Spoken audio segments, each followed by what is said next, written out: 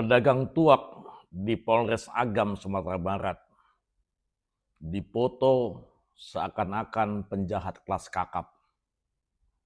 Apakah memang begini aparat keamanan memperlakukan masyarakat?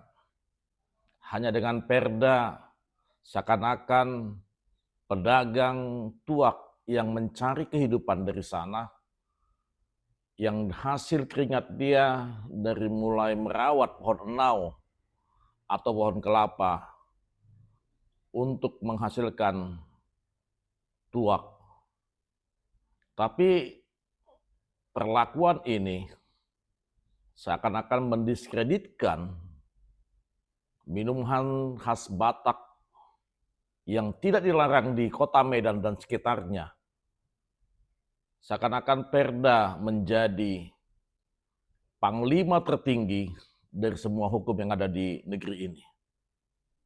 Apa yang membuat seakan-akan pedagang tuak itu menjadi kelas kakap dipublikasikan dengan berikut barang bukti yang ada. Kejahatankah menjual tuak? Atau memang tuak itu menjadi pemicu sebuah kejahatan? Atau tuak itu meruntuhkan iman percaya kalian?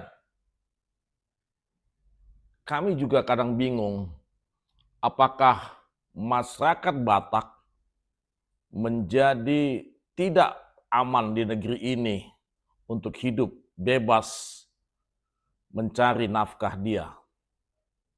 Kenapa ada pendiskreditan, pengucilan terhadap pengusaha atau pedagang tuak yang mencari penghidupan untuk membiayai hidup keluarga, menyekolahkan anaknya?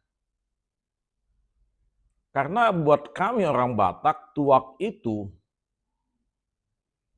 minuman padauholso.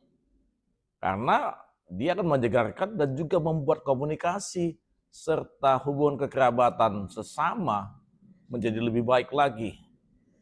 Jangankan tuak, kalau kopi pun minumnya satu teko berakibat fatal.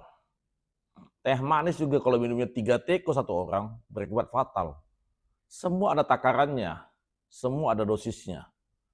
Jadi jangan dibuat seakan-akan tuak itu menjadi pemicu dari semua ketidakberesan ini.